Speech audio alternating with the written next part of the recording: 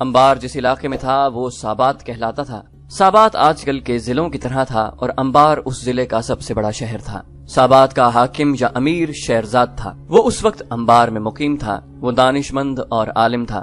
اس میں عسکری صلاحیت ذرا کم تھی، لیکن انبار میں فوج اتنی زیادہ تھی کہ اسے عسکری سوجھ بوجھ کی ضرورت نہیں تھی۔ اپنی فوج کے علاوہ اس کے ساتھ عیسائیوں کی بے شمار نفری تھی۔ اتنی زیادہ فوج کے علاوہ انبار کی شہر پناہ بڑی مضبوط تھی اور دفاع کا یہ انتظام بھی تھا کہ شہر کے ارد گرد گہری خندق تھی جس میں پانی تھا۔ اس طرح انبار کو ناقابل تسخیر شہر بنا دیا گیا تھا۔ خالد رضی اللہ عنہ کے لیے تو یہ اس لیے بھی ناقابل تسخیر تھا کہ ان کی فوج کی کل نفری 9000 تھی۔ انبار کے جاسوسوں نے مسلمانوں کی فوج کو شہر کی طرف آتے دیکھا تو انہوں نے شہرزاد کو جا بتایا۔ پھر سارے شہر میں خبر پھیل گئی کہ مدینہ کی فوج آ رہی ہے۔ شہرزاد دوڑا گیا اور دیوار پر جا چڑھا۔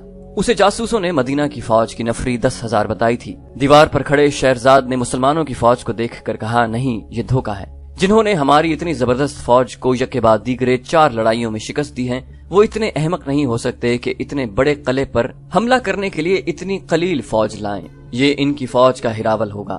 اگر ہراول نہیں تو اتنی ہی فوج پیچھے آ رہی ہوگی یا کسی اور سمت سے آ رہی ہوگی۔ شہر کے لوگوں میں افراتفری مچ گئی تھی۔ انہوں نے مسلمانوں کے بڑے دہشتناک قصے سنے تھے۔ انہوں نے اپنے شکست خوردہ فوج کے زخمیوں کو اور میدان جنگ سے بھاگ کر آنے والوں کو دیکھا تھا۔ ان کا خوف و ہراس بھی دیکھا تھا۔ پسپائی میں اپنے آپ کو حق بجانب ظاہر کرنے کے لیے انہوں نے لوگوں کو جنگ کے ایسے واقعات سنائے تھے جیسے مسلمان جن بھوت ہوں۔ اب وہ مسلمان ان کے اتنے بڑے شہر کو محاصرے میں لینے آئے تھے۔ انہوں نے اپنے زیورات اور رقمیں اور اپنی جوان لڑکیاں چھپانی شروع کر دیں۔ شہر میں خوف و ہراس اور بھگدڑ زیادہ دیر نہ رہی، کیونکہ دیوار کے اوپر سے بلند آوازیں سنائی دینے لگی تھی کہ مسلمانوں کی تعداد اتنی تھوڑی ہے کہ وہ ساری عمر شہر کی دیوار تک نہیں پہنچ سکیں گے۔ پھر دیوار کے اوپر قہقہے بلند ہونے لگے۔ مسلمانوں، آتش پرست مسلمانوں پر آوازیں کس رہے تھے، تمہیں موت یہاں لائی ہے، زندہ رہنا ہے تو مدینہ کو لوٹ جاؤ۔ شہر پناہ پر تیر اندازوں کا ہجوم کھڑا تھا۔ مسلمانوں نے شہر کو محاصرے میں لے لیا تھا اور خندق نے انہیں روک لیا تھا۔ طبری اور یاقوت لکھتے ہیں کہ خندق دیوار کے اتنا قریب تھی کہ اس کے قریب آنے پر اوپر سے چھوڑے ہوئے تیروں کی زد میں آ جاتے تھے۔ ایسا نہ ہوتا تو بھی خندق کو پھلانگنا ممکن نہ تھا۔ یہ بہت چوڑی تھی۔ تیر انداز مسلمانوں پر ہنس رہے تھے اور وہ ہزاروں کی تعداد میں دیوار پر یوں کھڑے تھے جیسے مسلمانوں کا تماشا دیکھ رہے ہوں۔ خدا کی قسم، خالد رضی اللہ عنہ نے بڑی بلند آواز سے کہا، یہ لوگ نہیں جانتے جنگ کیا ہے اور کس طرح لڑی جاتی ہے۔ مورخ لکھتے ہیں کہ انبار ہر لحاظ سے ناقابل تسخیر تھا، لیکن خالد رضی اللہ عنہ کے چہرے پر پریشانی کا ہلکا سا بھی تاثر نہ تھا۔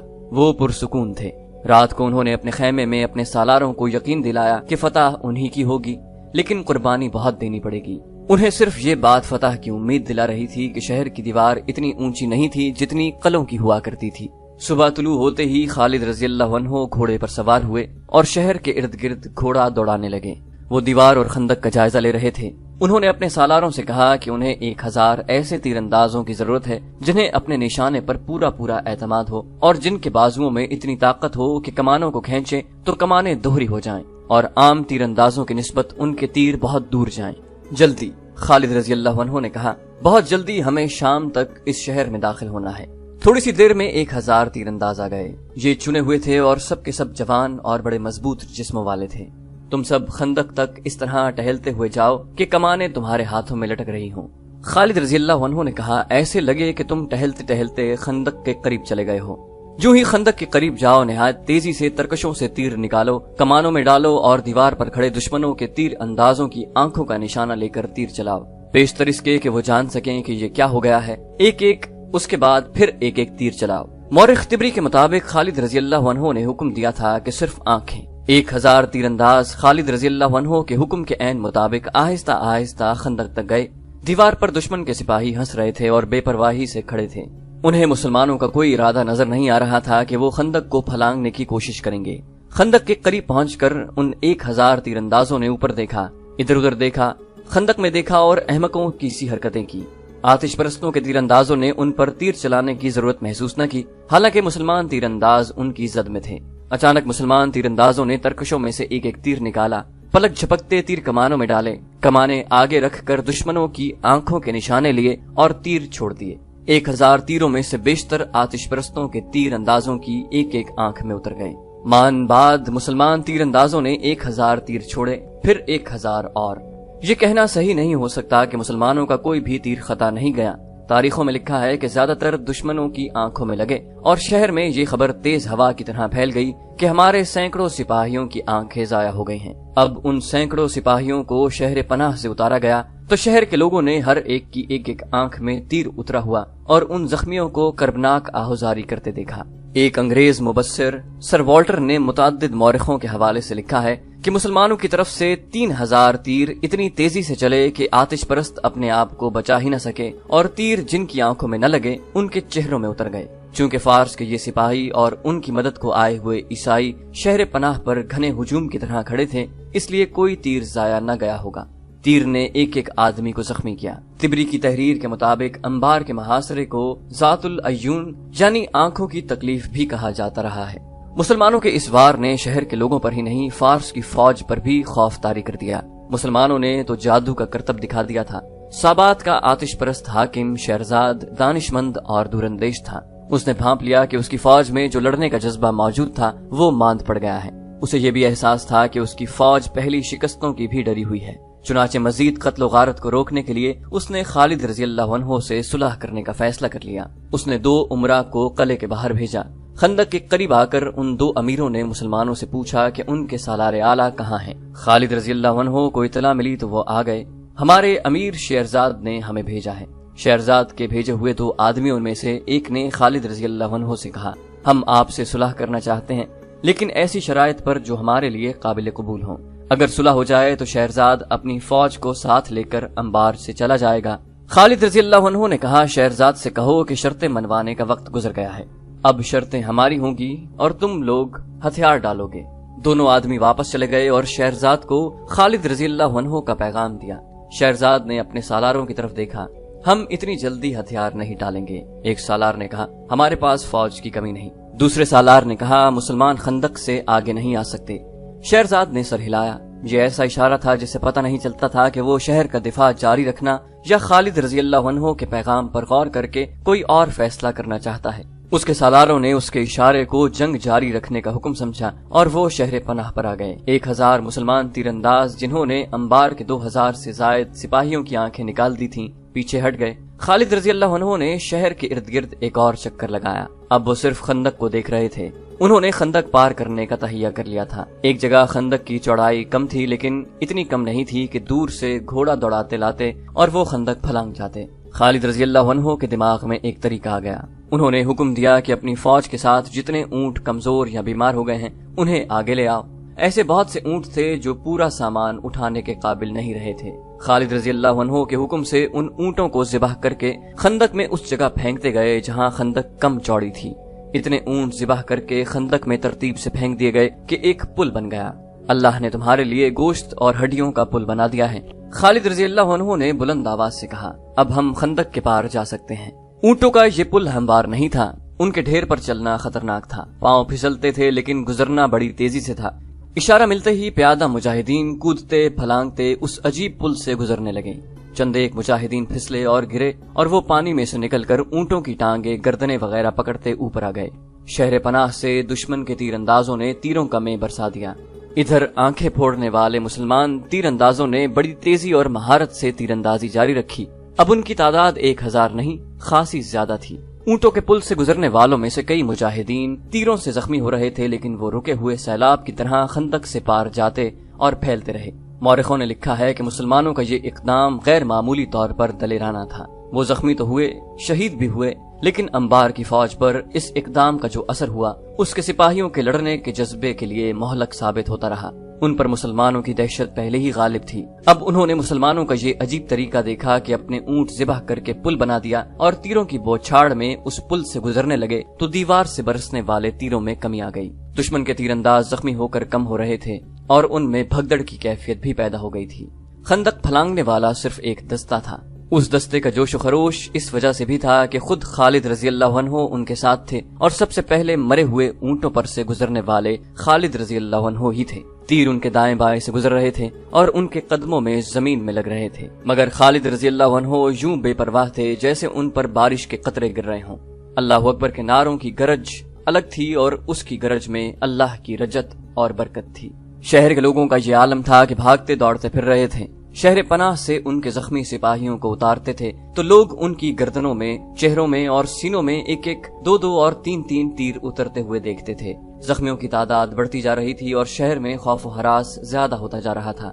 لوگوں نے چلانا شروع کر دیا، سمجھوتا کر لو، صلح کر لو، دروازے کھول دو۔ شہرزاد کے لیے صورتحال بڑی تکلیف دہ تھی۔ وہ دانشمند آدمی تھا۔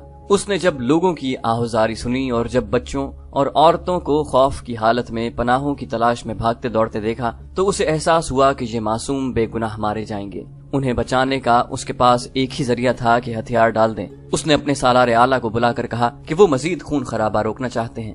سالار اعلیٰ نے کہا، نہیں، ابھی کوئی فیصلہ نہ کریں، مجھے ایک کوشش کر لینے دیں۔ شہرزاد خاموش رہا۔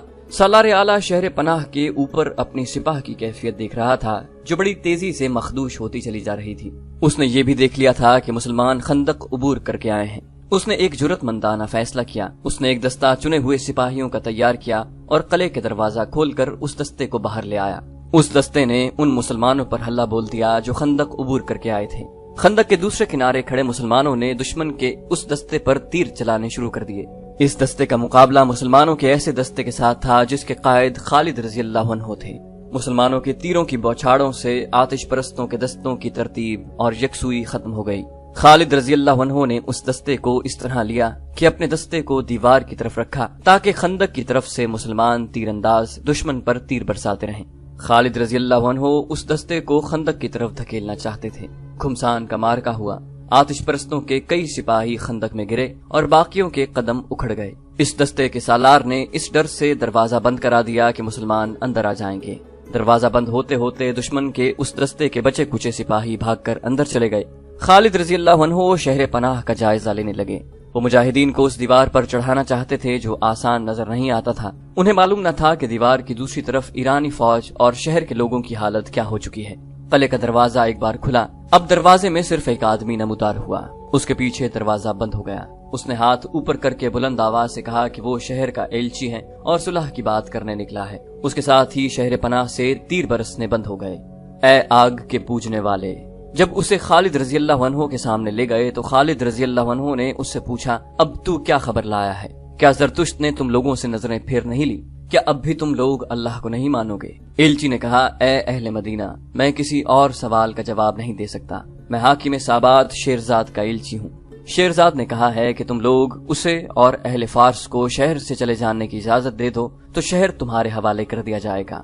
طبری اور واقدی لکھتے ہیں کہ خالد رضی اللہ عنہ یہ شرط بھی ماننے کے لیے تیار نہیں تھے۔ انہوں نے ایک بار پھر شہر کی دیوار کی بلندی دیکھی اور سوچا کہ اس پر کس طرح چڑھا جا سکتا ہے، لیکن بہت مشکل تھا۔ حاکم سابات شیرزاد سے کہو کہ خالد بن ولید اس پر رحم کرتا ہے۔ خالد رضی اللہ عنہ نے کہا کہ اسے کہو کہ وہ فارس کے فوجیوں کو ساتھ لے کر شہر سے نکل جائے، لیکن وہ ان گھوڑوں کے سوا جن پر وہ سوار ہوں گے اپنے ساتھ کچھ نہیں لے جا سکیں گے۔ وہ اپنا سب مال اموال پیچھے چھوڑ جائیں گے اور وہ ہماری فوج کے سامنے سے گزریں گے۔ اگر اسے یہ شرط منظور نہ ہو تو اسے کہنا کہ تیار ہو جائے، اسی تباہی کے لیے جو اس نے پہلے کبھی نہیں دیکھی ہوگی۔ ایلچی واپس چلا گیا۔ خالد رضی اللہ عنہ نے شہر کے ارد گرد اپنا حکم پہنچا دیا کہ تیر اندازی روک لی جائے۔ کچھ دیر بعد شہر کا دروازہ ایک بار پھر کھلا۔ بہت سے سپاہی بڑی موٹی لکڑی کا ایک 5-6 گز چوڑا اور بہت لمبا تخت اٹھائے باہر نکلے۔ تخت کے ساتھ رسے بندھے ہوئے تھے۔ انہوں نے تختہ خندق کے کنارے پر کھڑا کیا اور رسے پکڑ لیے۔